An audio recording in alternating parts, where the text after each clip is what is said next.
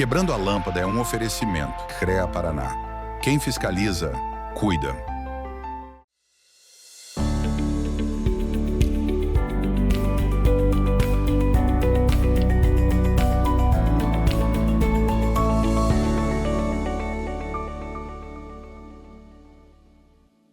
Tudo bem, meus nobres? Começa agora o Quebrando a Lâmpada, o programa que fala sobre inovação e cases de sucesso para quem quer pensar fora da caixa e transformar ideias em realidade. Este programa tem o apoio do CREA Paraná, Conselho Regional de Engenharia e Agronomia do Paraná, que fiscaliza e garante que obras, serviços e projetos sejam conduzidos por profissionais habilitados com ética e responsabilidade. O CREA Paraná protege a sociedade, valoriza a engenharia, a agronomia e as áreas tecnológicas, além de apoiar o desenvolvimento profissional e a inovação que transformam o Paraná. É do grupo Pumatronics também, que desenvolve soluções que atuam diretamente na sua vida, tornando rodovias e cidades mais seguras e eficientes, com sistemas de pesagem em movimento, pedágio eletrônico sem cancelas, sensoriamento climático e iluminação pública inteligente. O grupo contribuiu para reduzir acidentes, otimizar a mobilidade e melhorar a gestão urbana.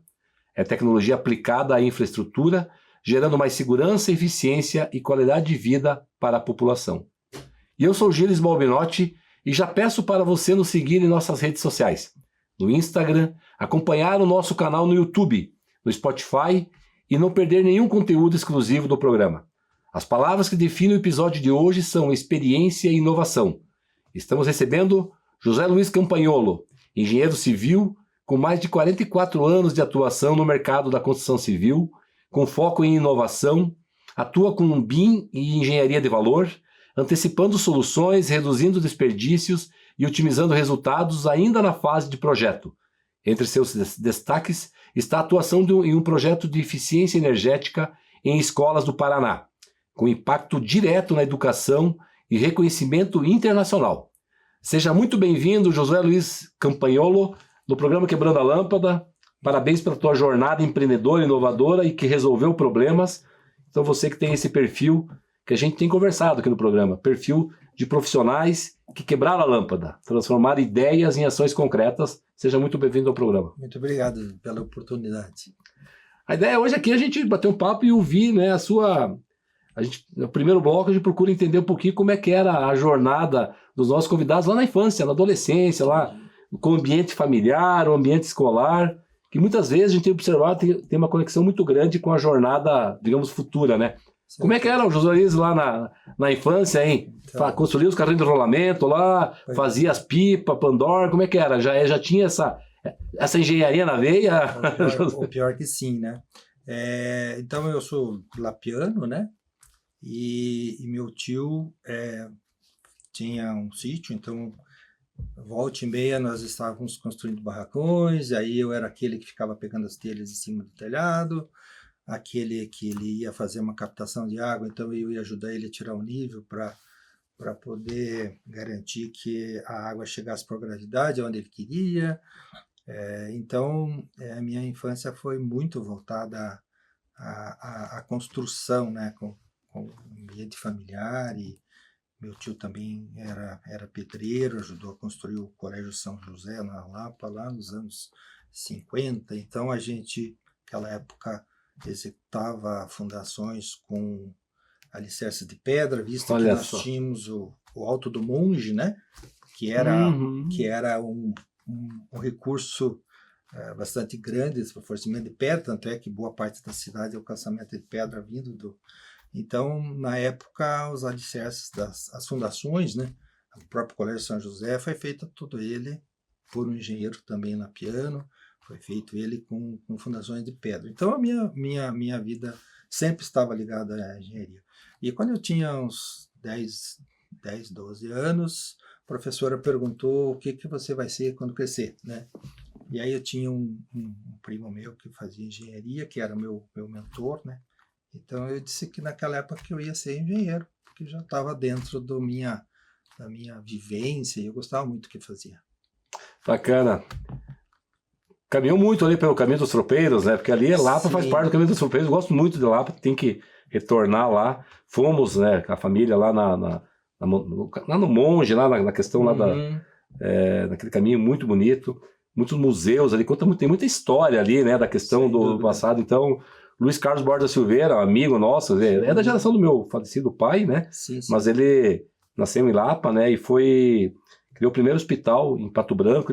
Daí fez a carreira política em Pato Branco, depois foi ministro da Saúde, Uhum. criou o Zé Gotinha. Então, a gente, todo Nós temos sábado... muitos lapianos importantes, né? É verdade. Ney Braga, né? Ney Braga também, Ney Braga, vários ministros e governadores, inclusive, né? Também. O Ney Braga, inclusive, quando eu estava concluindo o ginásio na época, né? Ele já era ministro da Educação e nós fizemos um convite para ele para ser paraninfo da turma e nós ficamos muito contentes porque ele foi na nossa formatura, então eu nunca esqueci essa fato de um ministro lá e ele era lapiano de carteirinha, assim, ajudou muito na restauração do Teatro São João, enfim, tem muitos lapianos. Eu não vou lembrar os nomes, eu tenho 2, 3 livros do Luiz Carlos Borda Silveira, um deles ele mostra, né, os lapianos, né, com essa atuação nacional, né, muito bom, muito bacana. A construção civil, José, sabe, a área de engenharia, nesses 40 anos aí, tu comentou um pouquinho já no início, né, as tecnologias, os modelos, né, e os métodos de construção mudaram muito, né? Mudaram bastante. Eu sempre brinco porque a gente, não sei se vocês sabem, mas nós temos hoje em São Paulo, da Saint-Gobain, o único laboratório de construção civil do Hemisfério Sul, né? E é muito interessante quando a gente vê o que esse processo de evolução tecnológica permitiu. Então, quando eu comecei a minha carreira, a gente tinha cimento comum ou cimento branco. Vou fazer um rejunto, um dos dois. Porém, não eram nem materiais preparados. Hoje, com a quartzolite do grupo Saint-Gobain, foram desenvolvidos inúmeros, né? E aí, as soluções daí de construção seca, né? Hoje nós temos o wood frame, temos o steel frame, né? A SCP na construção industrializada. Temos aqui também na Águia Florestal esse envolvimento da madeira engenheirada, que também está tomando corpo, né? Então, além de desenvolvimento dos próprios materiais, está havendo uma preocupação com a industrialização, né? Então, nós temos também a Araucária Tec Verde, por exemplo, que foi uma solução encontrada no desastre de São Sebastião, né?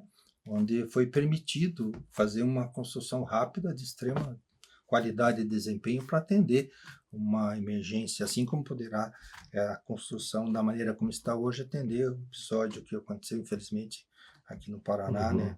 Então, a construção está mudando sobre o aspecto tanto tecnológico da composição dos materiais, como também dos sistemas construtivos, né? Saindo um pouquinho do artesanal, né? E dando mais, principalmente preocupado com o desempenho, né? Bacana. Nesse primeiro bloco a gente vai explorar um pouquinho, entender essa tua jornada, porque a nossa audiência é importante. O programa Quebrando a Lama tem esse intuito, um deles, né? É inspirar quem está assistindo, né? Sim. Quem sabe, opa, gostei da jornada deles, vou por esse caminho, porque vários têm dito aqui também na entrevista, que tu acabou de falar, né? O teu mentor, né? Sim. A tua referência. Sim. É importante ter uma referência, além da referência do pai, da mãe ali, claro, mas a referência profissional.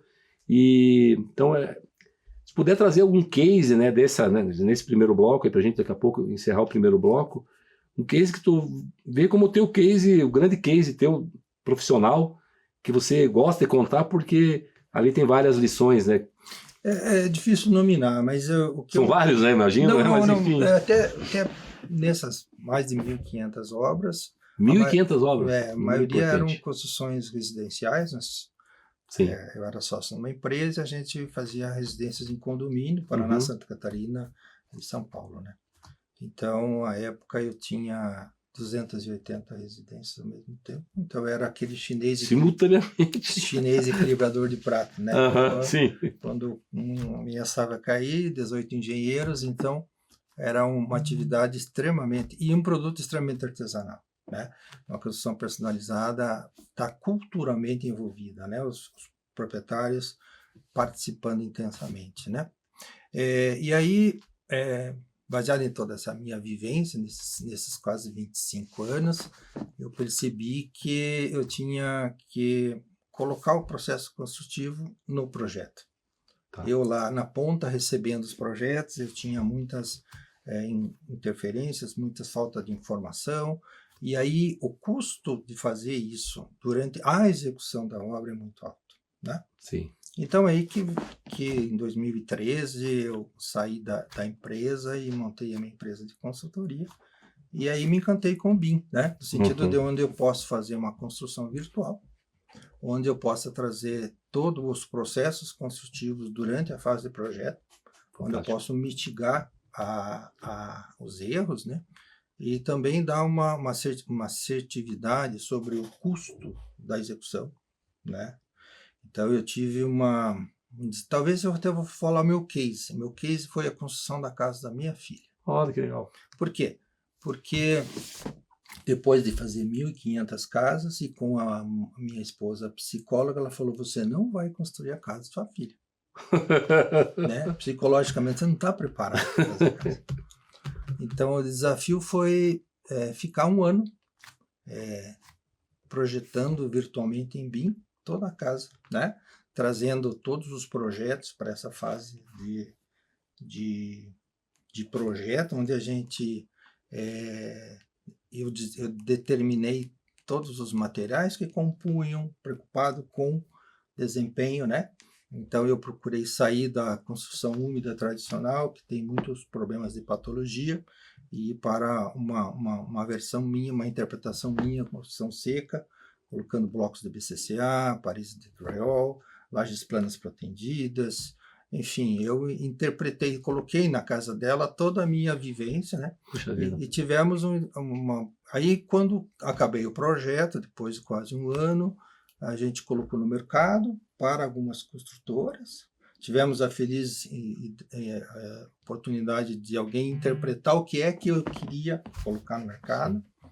E aí a construção ocorreu com um aditivo apenas. Poderia ter corrido mais rápida, mas também pela questão de mão de obra, ela foi um pouquinho menor. Mas foi dizer muito... que o case foi... foi bem eficiente e eficaz. Eu queria retomar essa... E o que é muito importante, só te interromper, que ele pode ser aplicado a qualquer tamanho de obra. Olha só. Porque a pessoa fala, não, mas isso você destina a um projeto grande. Não, a qualquer projeto. Eu queria um segundo bloco, a gente está finalizando o primeiro, retomar ainda isso, falar do Digital Twin, né, o gêmeo digital, né, de mãos dadas com o BIM, enfim, porque até se tu puder, eu até acompanhei lá, tem um vídeo explicativo, né, que até depois vamos divulgar para as pessoas entenderem, né, então é bem legal lá, tá no YouTube, né, a gente daí retoma esse assunto no segundo bloco, tá? Não saia daí porque a nossa conversa está só começando, tem muito mais no segundo bloco, Quebrando a Lâmpada volta já.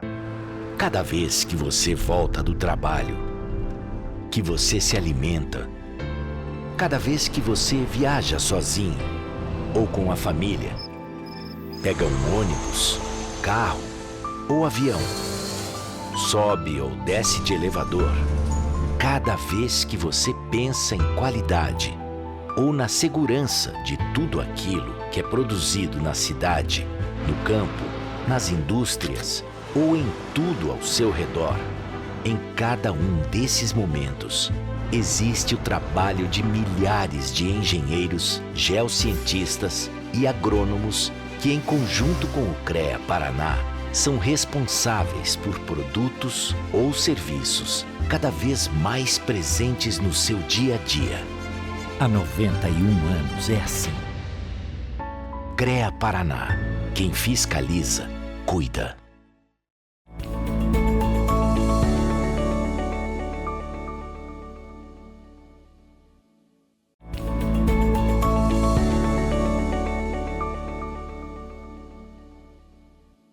Sejam bem-vindos de volta ao Quebrando a Lâmpada. No episódio de hoje, nossa conversa é com José Luiz Campagnolo, engenheiro civil com uma trajetória marcada por experiência e inovação na construção civil. Agora a gente segue nessa troca de informações sobre inovação, sustentabilidade, eficiência da engenharia e os caminhos para construir um futuro mais inteligente. A gente falava ali sobre BIM, né? Aí tem a questão do Digital Twin, né? O gêmeo digital. Fala um pouquinho de uma forma sucinta, né? As dores que esse sistema veio para resolver, né? São vários. E tem um case interessante que você pode contar para a gente também, né? Sim. Que ilustra bem isso, por favor. Então, bom, o BIM eu estou acompanhando desde 2013 e agora ele está cada vez mais ele tomando corpo, porque todas aquelas questões ligadas a que software que eu vou usar, o custo dos softwares, hoje os softwares estão bem acessíveis, você não precisa adquirir o software, você pode locar ele por tempo determinado. Os jovens assumiram esse papel já tinham assumido o papel do uso da ferramenta. Mas o que também começou a mudar é que os profissionais que têm domínio de experiência em projeto, a bagagem que eles tinham estava um pouquinho fora do BIM e hoje eles também aderiram. Então, os jovens se uniram aos sêniors e a qualidade dos projetos em BIM realmente agora se fazem realidade, né? Ótimo. Então, eu tenho prestado serviços para a Petinelli Soluções de Sustentabilidade e até um dos projetos foi um projeto de eficiência energética do programa da Copel, que é subsidiado pela Copel, para a instalação de painéis fotovoltaicos em 21 escolas adventistas do Paraná. Não só a instalação de painéis fotovoltaicos, mas toda uma otimização do sistema de ar-condicionado, troca de iluminação, né? E esse projeto, inclusive, ganhou um prêmio, né? A própria Adventista ganhou como um dos maiores consumidores de energia do estado do Paraná, lá na Índia, contemplando esse projeto que eu participei. E diante dessa minha proximidade com a Petinelli, o Guido tem uma proximidade com o presidente Clodomir e ele foi convidado a participar do retrofit do edifício Parigão de Souza, que é um edifício que o CREA comprou aqui no centro de Curitiba, que era a antiga sede da Itaipu Nacional, e aí nós partimos para... havia necessidade de fazer o retrofit. Aí eu fui indicado pela Petinelli para ser o coordenador do projeto. O presidente achou por bem me convidar a ser assessor aí dele específico para esse projeto. E eu acho que é importante conceitualizar o que é uma reforma e o que é um retrofit. Sim. Né? A reforma são coisas simples, eu vou demolir paredes, eu vou fazer troca de tubulações, eu vou aumentar as esquadrias, muito voltado para a arquitetura. Já o retrofit está muito voltado para o desempenho, né? Eu vou aí colocar selos de sustentabilidade. E aí, dentro dessa minha vivência de BIM, eu procurei idealizar nesse projeto todas as dimensões BIM, né? Então, aí nós falamos em BIM 3D, que é a parte da modelagem, da parte visual, da parte da informação dentro do projeto, o 4D, que é a parte do cronograma, 5D, que são as extrações de quantitativos, né? E aí tem 2 que são mais voltados a processo, que é o 6D ligado à sustentabilidade, e o 7D, que é a parte de facilities, que é a parte do pós-obra da manutenção.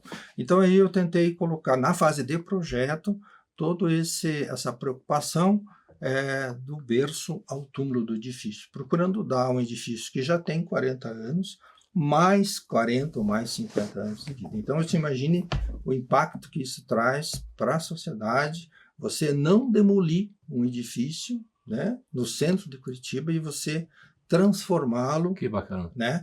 Então essa que é a grande interpretação do CREA, né? E que mostrar que é possível não só do ponto de vista de eu vou fazer uma reforma, não, a gente vai fazer um retrofit, né? Outra coisa, né? O presidente do CREA esteve aqui no Quebrando a Lâmpada, o Clodomir Ascari. É meu conterrâneo, né? Pato Branco, foi prefeito lá, né? Ele foi secretário, né? Secretário na época com o Agostinho, né? E ele falou, né? Brilhou os olhos quando ele falou desse projeto que estava, né? Estavam estudando, quer dizer, já está numa outra etapa agora, uma etapa já de início de trabalhos, mas que legal, que bacana. Essa relação também, especialmente sua, né, que é engenheiro, enfim, com o CREA, o que se pode falar, e não só nesse projeto, mas no contexto geral. Importante, né, uma associação de classe como essa, né, Sem dúvida. Eu coloquei, quando eu fui convidado ao projeto, eu vi essa grande oportunidade de inserir dentro da instituição, né, essa interpretação do mercado privado, né, e tornar isso realidade dentro do projeto real, né. Então, acho que houve essa grande interpretação do presidente de poder trazer o mercado privado para um projeto de tanta responsabilidade. Então, é isso que a gente está procurando trazer.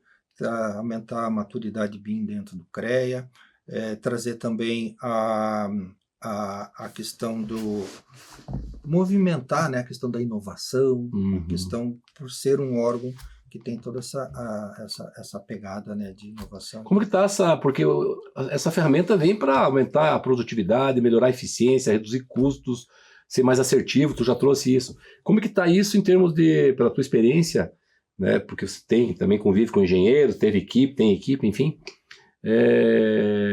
e também mais um ingrediente, né, ou seja, os engenheiros já formados, como é que eles estão em relação ao engajamento deles com a ferramenta, e as universidades estão preparando o engenheiro já para nessa ferramenta? Tá em fase? Tá na mesma página ou não? Como que tu vê isso? Se é que tu pode comentar um pouco. Sim, aí nós temos o BIM Fórum Brasil, né, que é um órgão que tem essa preocupação de transformar o BIM dentro. Mas a academia ainda está incipiente, né? Ainda estão engatinhando nas ferramentas, ainda discutindo soluções de software, né? Mas a iniciativa privada está cada vez mais... O mercado é mais rápido, né? Até porque, vamos falar sobre gestão de ativos, né? O governo federal já determinou tem uma lei que já obriga as autarquias, os poderes públicos a fazer projetos de BIM e fazer gestão de ativos. Né? Tem que estar no termo de referência lá, já tem uma exigência, senão já vai barrar o Tribunal de Contas. Exatamente, e aí nós estamos com essa intenção de trazer dentro do 7D, que é o Facility, trazer já se antecipando dentro do CREA Paraná essa questão de gestão de ativos. Né? Até porque nós temos a oportunidade de desenvolver o projeto em BIM e aí, consequentemente, o GEM Digital vem com um coroamento de todas essas outras disciplinas. Eu queria trazer também... Claro, o BIM é uma ferramenta, mas queria que tu trouxesse a tua experiência, até as dicas, né? Muitos engenheiros acompanham o nosso programa, né? Empresários, enfim. As competências, né? As soft skills, especialmente as competências de gestão, para uma boa coordenação de um projeto. O projeto, entenda, né? O projeto, execução, né? Turnkey, né? Ou seja, entrega lá a chave lá pro industrial, lá enfim, para quem contratou, né, a obra. Como que tu vê isso? Como é que nós estamos em termos de maturidade dessas coordenações hoje? Porque gerenciar obras indiretamente ou diretamente gerenciar pessoas que vão fazer a obra. Como que tu vê isso? O que dá para melhorar? Enfim. Então, eu vejo a grande oportunidade do BIM é trazer isso para dentro do ambiente da gestão da construção virtual. Então, hoje nós temos uma preocupação, né? Com os softwares, né?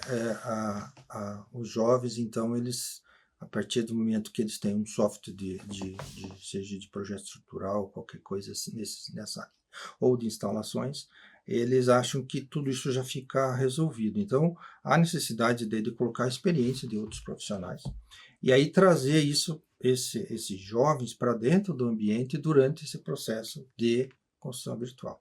Então, a oportunidade é que nós mudemos a cultura de que nós precisamos ter mais tempo para fazer o projeto, construir virtualmente, para que o processo construtivo seja menos desperdício, para que ele seja com menor tempo, né? E principalmente no setor público, é que ele não tem aditivos contratuais. Então, aí a gente vê muitas obras públicas com esse problema lá. Então, aos jovens, o que eu vou colocar? Nós temos a internet com uma gama. Você pode fazer cursos gratuitos, até inclusive muito importante.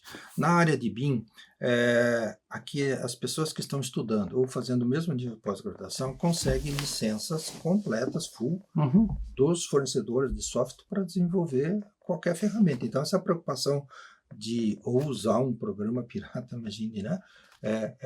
Mas poder usar uma ferramenta full dentro já na sua carreira profissional.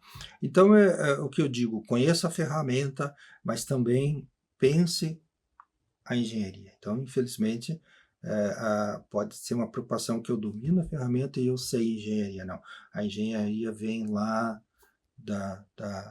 no arcabouço. Então, inclusive, eu quero fazer um relato que nesse resgate do retrofit, a Itaipu teve uma preocupação de guardar todos os projetos de 30, 40 anos atrás. E quando eu abri um relatório de sondagem, que foi feito pelo meu professor, né, com aquela qualidade no nanquim, Olha só. e aí eu fiquei, hoje eu não tenho essa qualidade. Com todos os recursos, não tem qualidade. Olha que interessante isso.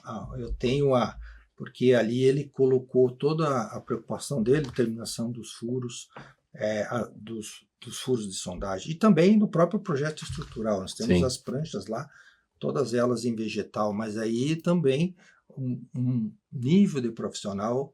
Então há que ter essa preocupação. Sim. Né? Eu tenho a ferramenta, eu tenho a documentação final, mas eu tenho que me preocupar muito com a engenharia. E aí a engenharia da fase de projeto ajuda muito. Importante isso. A gente vai falar no próximo bloco sobre inovação e eu queria retomar um pouquinho isso. Essa formação que tem que ser de dentro do banco da universidade. Sim. Sabe, tem que ter essa visão sistêmica, né? Não é a técnica da engenharia, é a gestão também. Você tem que formar um gestor. Né? Isso também se aplica à questão da medicina, forma na técnica, mas tem que ter. Então a gente vai retomar um pouquinho isso também, tá? Bom. Já já a gente volta com mais insights e histórias inspiradoras que podem acender muitas luzes na sua cabeça. Fica por aí, o Quebrando Lâmpada volta já.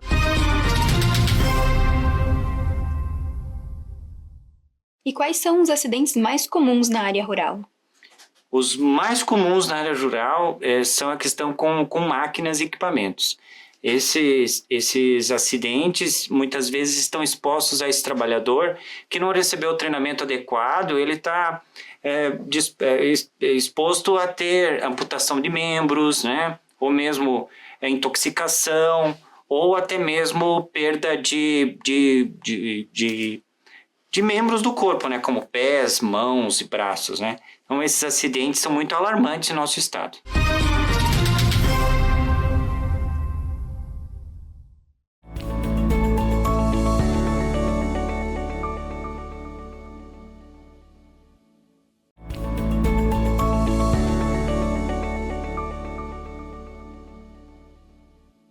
Voltamos ao Quebrando a Lâmpada. Hoje estamos recebendo José Luiz Campagnolo, engenheiro civil e referência na construção civil. Vamos continuar essa conversa inspiradora, José Luiz, que certamente os engenheiros, engenheiras, estudantes que estão pensando em fazer engenharia estão nos ouvindo aqui também, empresários da área de engenharia, para ouvir as ricas dicas que tu está trazendo.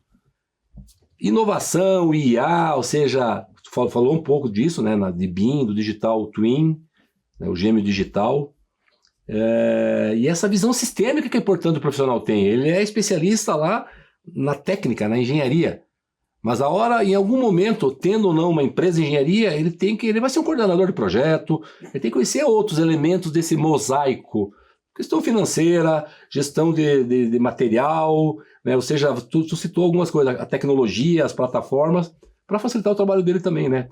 Se puder trazer essa tua experiência e as dicas e até esses alertas, né, para a nossa audiência, é bem importante. Muito bem. Bom, eu vou comentar dois aspectos bem objetivos em termos de coordenação de projeto, que um é o uso da gestão ágil, né? Então, hoje conceitos ágeis dentro da gestão.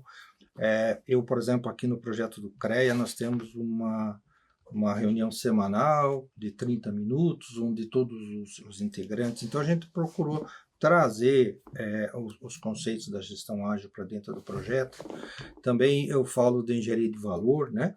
Porque quando nós pensamos na construção virtual, eu posso ter tomado decisões. Então, eu vou dar um exemplo no CREA em relação à decisão de fazer ou não um telhado verde. Então, nós temos ali bem no meio de todos aqueles edifícios uma cobertura que era a antiga academia do Itaipu, e agora a gente vai fazer a plenária. E aí ficou aquele telhado, né? E nós interpretamos que aquilo poderia ser um telhado verde, só que eu teria que justificar esse assunto. Então, aí que a engenharia de valor vem. Então, aí nós fizemos o estudo da repercussão dessa sobrecarga, daí que eu fui buscar as soluções de fundações que foram feitas na época, que exigiram o reforço de fundação e tudo mais. Só que eu cheguei num valor, e aí precisava a diretoria tomar a decisão. E aí interpretou-se que com aquele telhado verde, independente do seu custo, ele tinha o valor de criar um espaço que não existia. As pessoas vão circular naquele telhado verde. Eu crio uma área construída onde era o telhado, sem com isso eu ter que extrapolar o limite da área construída, ou aumentar a área da prefeitura, né? Então, esse engenho de valor ele vem no sentido de não sair um pouquinho da frieza E hoje o BIM no 5D, né, permite uma extração de quantitativa muito rápida a partir do momento que eu faço os projetos todos em BIM, os quantitativos vêm e eu dou mais assertividade ao projeto e dá mais rapidez à tomada de decisão nesse levantamento de custo. Você falou de IA, né, e tecnologia. Eu vou falar dentro dessa questão de inovação, o BIM desencadeia toda essa... Mas nós estamos vivendo agora o momento do gêmeo digital. Né? Então, hoje nós estamos aplicando isso no projeto do CREA, até por conta de procurar mostrar um case dentro dessa legislação, dessa obrigatoriedade da gestão de ativos. Então, nesse gêmeo digital, há uma captura de todo o edifício existente, de uma maneira com câmeras fotográficas, de um equipamento mais sofisticado de nuvem de pontos, são câmeras fotográficas que levam isso para um software, e nesse software eu posso, além de dimensionamento, tirar medidas, etc., eu posso colocar informações nos equipamentos existentes. Então eu posso, por exemplo, nós vamos manter a central de transformação. Então nós não temos a oportunidade de colocar na imagem do transformador todo um e-book que a Itaipu deixou, com várias páginas de fotos e tal. Eu vou colocar digitalmente dentro do histórico daquele transformador. Então isso me permite fazer o acompanhamento dessa, e aí com isso eu diminui muito os custos de manutenção. Imaginando também o CREA, que tem outros ativos, né? Ela pode ter um controle de energia muito grande, principalmente sabendo quais equipamentos de ar-condicionado, ou mesmo sabendo que ele pode substituir esses equipamentos de ar-condicionado por equipamentos com melhor desempenho, né, que foi dentro do projeto de eficiência energética lá do Grupo Adventistas. Então, nós temos hoje um caminho com o BIM e com o gêmeo digital. Também a gestão de ativos ela pode ser feita de duas maneiras. Nós optamos pelo gêmeo digital porque eu já tenho um edifício existente. Então, por exemplo, nós estamos com uma preocupação da demolição, do descarte daquilo que está dentro do edifício.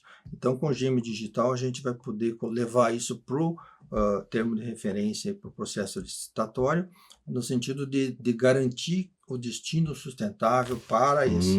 E aí, quem vai fazer a licitação no processo licitatório, ele vai ter acesso a esse documento, no sentido dele dizer que não pode alegar que desconhece o existente. Vai ficar um termo de referência bem robusto. Bem robusto importante. No sentido de dar, assim, bastante assertividade dentro dessa licitação de técnica e preço. Com isso, nós vamos colocar muito mais valor na técnica do que no preço. Vai a engenharia de valor. Por isso que nós queremos dar robustez no processo licitatório com esses projetos em 3 dimensões, com todas essas dimensões BIM, e também essa questão do gêmeo digital. Não, que bacana, é importante. Cada vez mais, eu tenho uma experiência também na gestão pública, mas na iniciativa privada também não é diferente. Deixar muito, nem sempre o escopo que é colocado para licitar não está claro. Então, é importante e não é questão de quantidade de páginas. Eu vi licitações de 50 páginas, mas, de novo, não é questão de número de páginas, mas o que está ali dentro. Sendo que é muito frágil. Quando gera uma dúvida de como é que vai fazer a entrega, como é que vai fazer o controle, tudo pode, né? Tudo não pode, tudo pode. Então, o quanto mais puder detalhar é muito importante. Sem né? dúvida. E eu tenho pleiteado dentro do CREA prazos para fazermos essa construção virtual. Então, quanto mais nós conseguimos termos um projeto executivo no nível de detalhamento, embarcado com o gêmeo digital, eu tendo esse tempo para fazer isso, eu vou ganhar muito tempo na construção, durante o processo construtivo. Então, essa cultura também que a gente está querendo provocar dentro de termos tempo para fazer a engenharia. Então, para todos os jovens aqui, eu coloco muito isso, né? Vamos colocar inteligência nos processos, vamos colocar a engenharia. E o Nascedor está no projeto. Sim. E o BIM, ele casa, porque você tem que colocar a informação. Não basta você dizer determinado painel, você tem que especificar esse painel. Você tem que dizer o fabricante, você tem que colocar, e aí você começa a dar essa qualidade no projeto e toda essa cadeia até chegar E José Luiz, e a biblioteca de dados, informações e imagens é gigantesca, né, do BIM. Então, você falou, hoje nós temos, quase todos os fornecedores têm bibliotecas BIM, quer dizer, hoje o BIM é uma realidade muito grande. Eu estive agora recentemente no seminário Aera BIM, lá em São Paulo, então a gente vê a maturidade que se encontra o BIM atualmente, né? Eu sou a favor da educação continuada, né? Eu, assim, claramente sou engenheiro também, e mesmo quando eu fiz engenharia, não que hoje é diferente, a engenharia não é ponto de chegada, é ponto de saída. Sem dúvida. Tem várias razões, né? Uma delas é a perspectiva que, infelizmente, ou o projeto pedagógico de alguns cursos de engenharia são fracos, eu digo por conhecimento de causa, outros porque até são bons, mas não tem a infraestrutura necessária. Como é que você vai ensinar BIM se não tem BIM? Como é que você vai ensinar lá, né, agricultura de precisão se você não tem os elementos, né, para ensinar agricultura de precisão, por exemplo? Então, nesse aspecto, a educação continuada. As pessoas têm que buscar, né, e tu está dando dicas bem riquíssimas aqui. Sobre o CREA ainda, você que é engenheiro, para você, José Luiz, a importância do CREA, e eu, né, coloquei a nota de rodapé aqui para você comentar. Tenho falado isso com o Ascari. As pessoas, muitas não conhecem ainda o CREA. Mas o CREA, ele não é só fiscalizar e cuidar também, mas ele pode formar para melhorar a vida das pessoas. Temos que aproximar, né? Ou seja, importante, a gente tem falado isso com o presidente.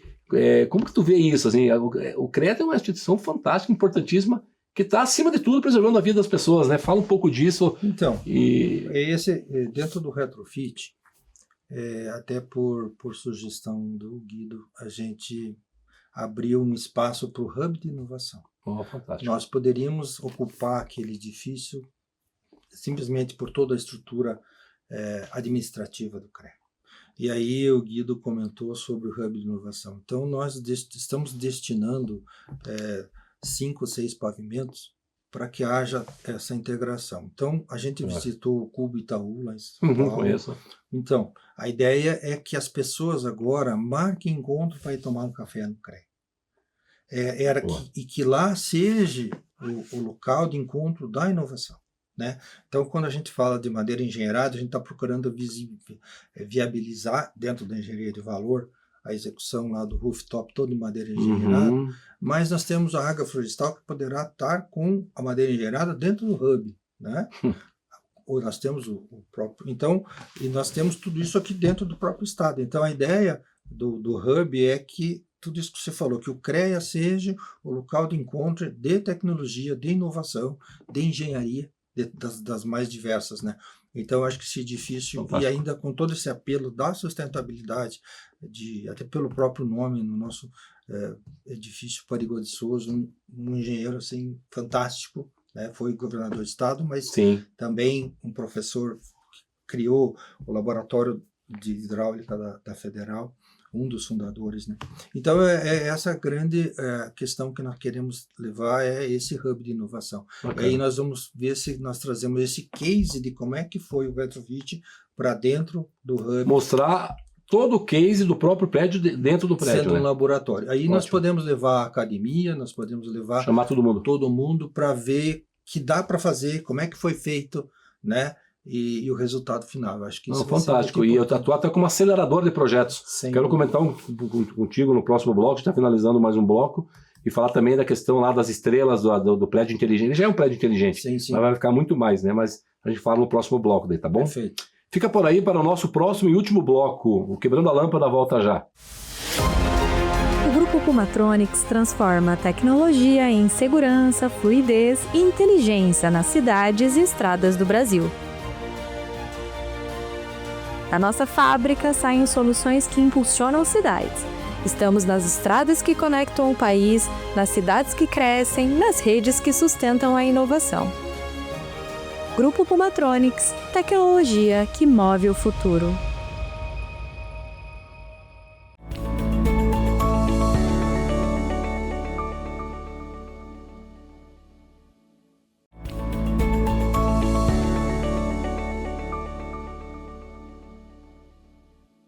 Estamos de volta ao último bloco do Quebrando a Lâmpada.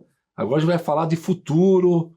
Também queria falar, José Luiz, sobre os critérios para prédios inteligentes. Né? O prédio Parigot já é um prédio inteligente, enfim, mas com essa vai ficar muito mais, não só em termos da infraestrutura, que respeita lá até os, né, tem os critérios lá, enfim, se tu puder falar um pouquinho, LEED, enfim, tem essa questão.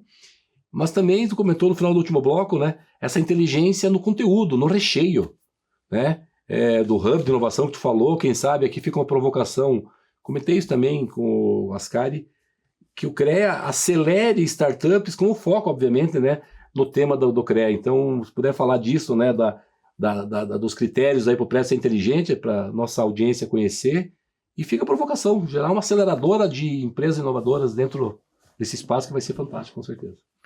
Dentro do aspecto de certificação, eu vejo uma situação muito importante, que é quando você decide fazer uma certificação, você cria um escopo de projeto, estabelece desempenho, que isso garante para o edifício durante toda a sua vida útil isso. Então, mais do que você ter um selo, e por isso que o mercado começou a valorizar as certificações. Então, no retrofit, a gente, justamente ele só é retrofit por ter certificação. Uhum. A gente está buscando o LEED Platinum, né? Nós estamos buscando também o EL Platinum, que seria no bem-estar da ocupação. Nós estamos buscando zero água, nós estamos buscando zero energia. Ótimo. Então, estamos, por assim, na fase de concepção, buscando isso. E sabe que depois vai para o processo licitatório. Então, a nossa grande preocupação é fundamentar o termo de referência e todo esse arcabouço para nós conseguir continuar isso na obra e depois na pós-execução.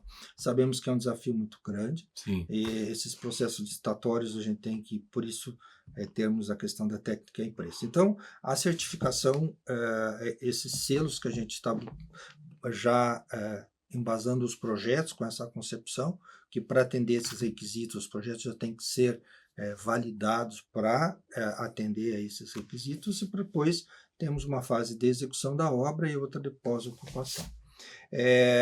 Então, baseado na questão da inovação, eu acho que a gente está procurando nesse projeto mostrar uma realidade, seja no aspecto de certificação, que já está fundamentado, mas trazer esse espaço onde as startups, né, como já nós comentamos, vão ter oportunidades dentro do próprio CREA. Então, termos um ambiente com toda esse arcabouço de inovação, e que ali dentro prolifere, né, mais ideias, e que a partir da experiência os jovens possam usar isso, enfim, a própria academia a gente espera que também use, de tal sorte que poderão fazer encontros, conhecer, vivenciar tudo que foi feito. O GEM Digital também a gente quer levar para a execução da obra, onde depois eu vou registrando tudo o que acontece durante a execução, que caso eu tenha algum problema lá, eu posso resgatar em que fase da obra aconteceu. Então, a gente queria um histórico disso tudo. Esse histórico vai ser disponibilizado, assim, uma coisa que eu acho muito legal quando eu vou fora do país, Centro Pompidou, na França, né? Até vai ter agora o conceito aqui em Foz do Iguaçu, mas eu fui em outros museus também, na Europa, na Ásia, que tu vai lá, por exemplo, pegar esse caso aí, tem todos os trabalhos que estão fazendo. Tu vai lá no ambiente, tem todos os ambientes, mas tem um local lá, não seria museu, né? Mas um espaço tecnológico lá, que através de vídeo ou de uma passagem, um circuito, tu acompanha como é que foi o trabalho. Tá previsto isso? Seria muito legal, porque esse Olha, trabalho de vocês, Então, para quem passar depois e que estiver pronto, conhecer como é que foi, né, a jornada. eu tinha pensado dessa forma. Eu estava mais preocupado de adivinhar o problema lá de manutenção. Mas com o GM Digital isso é possível. Pois é, olha só. Então, aí vai muito da maneira como a gente estrutura porque essa continuidade do GM Digital vai ser feito por uma empresa que vai ganhar a licitação. Então, nós temos que garantir que o processo licitatório seja bem específico, Bem escrito, né? para que isso dê continuidade durante a execução, que não se perca aquilo que foi conseguido. Mas, sem dúvida nenhuma, essa é uma grande oportunidade. Colocou uma ideia importante aí para... Aqui o programa é Quebrando a Lâmpada, a gente coloca ideias para quebrar a lâmpada, então... uma ideia muito boa. E assim, eu já provoquei o Ascari também, a gente conta com o programa, conta com a gente, com o nosso time, Perfeito. para a gente estar acompanhando esse projeto, daqui a pouco a gente, por que não? Vamos, sabe, é tão bacana aquele projeto quando ele está pronto, sabe, como é que chegou aqui? Não, está aqui, ó, a gente registrou a jornada. Não fica a provocação para você, para a empresa que está, a gente registrar a jornada, claro, conversando com o próprio CREA, né? Que é algo diferente, é inovador, sabe? É quase que único, né? No Brasil, por que não registrar? Nós temos que, o Brasil tem muito a ensinar ao mundo. E mostrar que é possível. E às vezes a gente não faz, né? A gente não faz a boa publicidade, tá? É verdade. Então fica aí a provocação. Vamos falar um pouquinho agora de futuro seu enquanto profissional, né, José Luiz, da empresa, a tua atuação no CREA, e o que te move, né? Quer dizer, o que mais que te move, já que você está aí uma longa jornada nesses temas tão importantes aí da sociedade? Então, eu estou com 66 anos, 40 e poucos anos de formado, né? E eu não me sinto velho, né? E aí vejo que a tecnologia me ajuda a me manter atualizado. Olha que legal. Né? Então, para você ter uma ideia, essa questão de GM digital, eu tenho todo esse acompanhamento. Então, eu falo para toda a minha geração, de 60 a mais, aí, que já deixa de ser uma geração idosa, que tem que colocar toda essa senioridade, essa oportunidade, porque a gente ainda tem muita coisa. Então, eu às vezes me pego que eu vou parar, mas ao mesmo tempo surge um projeto, como surgiu o CREA. E é difícil dizer não, né? Pois é, não tem como dizer não. Eu sei, eu conheço bem essa história. É difícil dizer não. Com o prédio, né? Fiquei encantado com o projeto, né? E com a oportunidade essa liberdade está me dando de trazer toda essa bagagem para dentro do projeto, na área que eu acho que mais faz impacto, que é na área de... Então eu vejo que a maneira como a IA, a tecnologia, toda ela embarcada, por exemplo, nós temos um CDE que a gente trouxe para dentro do CREA, que toda a plataforma vem tudo embarcado com IA, né? E lá a gente vai procurar registrar todo esse andamento dos projetos. Então, tá na palma da mão de todo mundo. Os custos hoje são bastante viáveis, né? Há uma gama enorme de oportunidades em todas as áreas com a tecnologia. E vamos trazer a tecnologia para o lado positivo, né? Então, eu não sei como que vai ser o próximo projeto, porque eu estou indo na vertente da tecnologia. Enquanto a tecnologia me permitir que eu consiga acompanhá-la, né? E até o momento que talvez eu não consiga mais, porque aí, como diz o meu avô da minha esposa, o janeiro não está pegando, né? E aí, de repente, daí não consiga mais. Mas, enquanto isso, acho que, inclusive, muitas pessoas têm que entender dessa forma, né? E a tecnologia, ela vem para contribuir, ela é acessório, né? A tecnologia, a inteligência artificial, que é um debate que gera muita discussão. E tem gente com medo Sim. que a IA vai tomar conta. Eu sempre digo, olha, eu duvido disso. Ela vai tomar conta se a IH não assumir o comando, né? A inteligência humana tem que estar no comando, né, José Luiz? Eu acho que a gente prova que a gente tem a inteligência. Na engenharia, eu acho muito difícil substituir o engenheiro, porque ele vai trazer todo aquele arcabouço da sua experiência, né? Da vivência da realidade, e aí essas mutações. Então, eu não só na engenharia, mesmo na área da medicina, com toda a robótica. Todas as áreas. Nós construímos o INC, né? E aí um dos diretores fazia cirurgias cerebrais, né? E ele foi um dos primeiros alunos, primeiro aluno da turma de medicina. E ele, na hora da cirurgia, ele fazia a conta de cabeça para ver se o computador estava certo. Então, para ter uma ideia de como...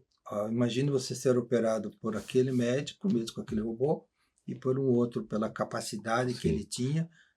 Conhecimento tácito, né? Sem dúvida. O conhecimento tácito também, eu penso exatamente que nem você. Por mais que se transforme em explícito, o bolo que a nona fazia, ou que a mãe fazia. Eu posso pegar a receita idêntica que ela escreveu, o bolo vai ser diferente. O bolo vai ser diferente porque tem o jeitinho lá da nona, deixou um pouquinho mais, um pouquinho menos, bateu mais a massa. É o conhecimento tácito. Tem o amor, né? Aí sem falar nisso. Exatamente. Aí não tem preço. Né? A gente está chegando ao final do programa, né? Como que as pessoas acompanham a obra, acompanham você, acompanham a empresa, LinkedIn, que se puder passar um pouquinho para quem quiser acompanhar e tá seguindo. Eu sou meio, apesar que domino as ferramentas, eu sou muito conservador na divulgação, até por conta de que eu acho que a instituição é que tem o papel. E o CREA vai estar lá no CREA também, todas as informações. Então né? eu acho que tenho deixado especificamente nesse projeto a divulgação por conta do próprio CREA, porque eu acho que na realidade eu sou uma mera ferramenta lá dentro. Né? Mas vai estar lá. Mas né? eu tenho as minhas redes sociais, aí tem meu LinkedIn. Qual que é o LinkedIn, se puder? José Luiz. É José Luiz Campanholo. Tá bom. Tudo O LinkedIn é uma ferramenta muito boa, né? Pra gente dúvida. dar essa vazão, essa divulgação, né? Tá bom. Olha, muito boa a conversa. Conta com o Quebrando a Lâmpada. Obrigado. E quem sabe uma hora dessa a gente vai lá também para acompanhar Com aí certeza. a obra, enfim. Pensa na aceleradora, pensa em fazer esses registros aí que o próprio Gêmeo Digital pode ajudar, para depois lá na frente, quando a obra estiver pronta, as pessoas acompanharem como é que foi esse processo, desde o ponto do kickoff do projeto até o final, que gera essa curiosidade, na verdade, né? Muito bem. Luiz, Obrigado. muito obrigado aí, Obrigado parabéns pela tua jornada. Imagina. E conte com o Quebrando a Lâmpada, né? Nos siga lá, a gente tem entrevistas brilhantes, né? E que agregam muito valor, assim como foi a que você também Muito obrigado. trouxe aqui de informações para nossa audiência. Muito obrigado. Tá bom? Até mais. E assim a gente encerra mais um episódio do Quebrando a Lâmpada. Agradecemos ao nosso convidado, José Luiz Campanholo, e a você que nos acompanhou até aqui. Este programa tem o apoio do CREA Paraná, Conselho Regional de Engenharia e Agronomia do Paraná, a quem eu agradeço demais, né? Conosco desde o ano passado. Né? Obrigado, CREA, obrigado ao presidente, a todo o time, que cada vez mais essa informação importante do CREA está chegando lá na ponta, em cada gestor público no município, em cada engenheiro, em cada munícipe, né, do estado do Paraná, porque o CREA está justamente para preservar a saúde, preservar a vida de todos. Obrigado ao Grupo Pumatronic, Silvio Calisto, né, que está conosco também desde o início, desde o programa número 1, que é o grupo que desenvolve soluções que atuam diretamente na sua vida, tornando rodovias e cidades mais seguras e eficientes.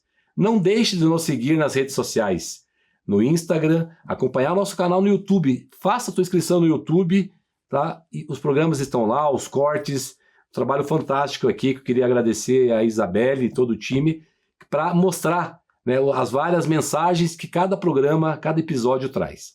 E no Spotify também. E você quer aparecer aqui no Quebrando a Lâmpada? Algumas pessoas já estão enviando as fotos. Manda essa foto assistindo o programa, nos marque nas redes sociais, faça parte desse ecossistema de inovação, de pessoas que querem contribuir, resolver problemas, pessoas que querem transformar a ideia que está aí na sua cabeça, transformar essa ideia em algo concreto, em uma solução concreta e que venha realmente agregar valor e a gente cada vez melhorar a vida nas cidades, na área rural, nos nossos municípios, melhorar a sociedade. É esse o propósito do programa Quebrando a Lâmpada. Mostrar jornadas de mentes brilhantes e pessoas que transformam a vida para melhor, assim como foi a jornada do José Luiz. Continue seguindo o programa Quebrando a Lâmpada. Venham conosco, divulgue o programa para o seu entorno, para os seus contatos. Né? Assista os outros programas também, não tem problema nenhum. Mas deem uma atenção ao Quebrando a Lâmpada. Esse programa veio para contribuir. É o nosso showroom de mentes brilhantes de soluções tecnológicas. Tá? Muita paz e felicidade para você. Siga o programa Quebrando a Lâmpada e até o próximo episódio. Tchau. Pessoal, faça como eu.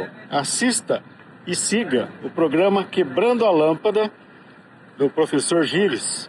Estou aqui na Tesla hoje e mais um momento importante de aprendizado aí. Estou aqui na Califórnia, Estados Unidos.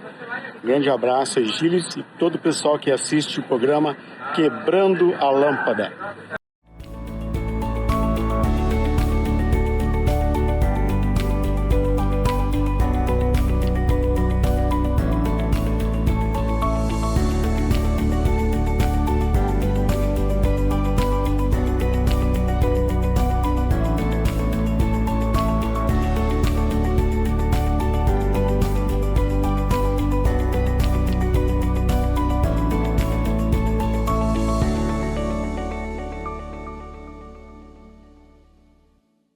Quebrando a Lâmpada é um oferecimento. CREA Paraná. Quem fiscaliza, cuida.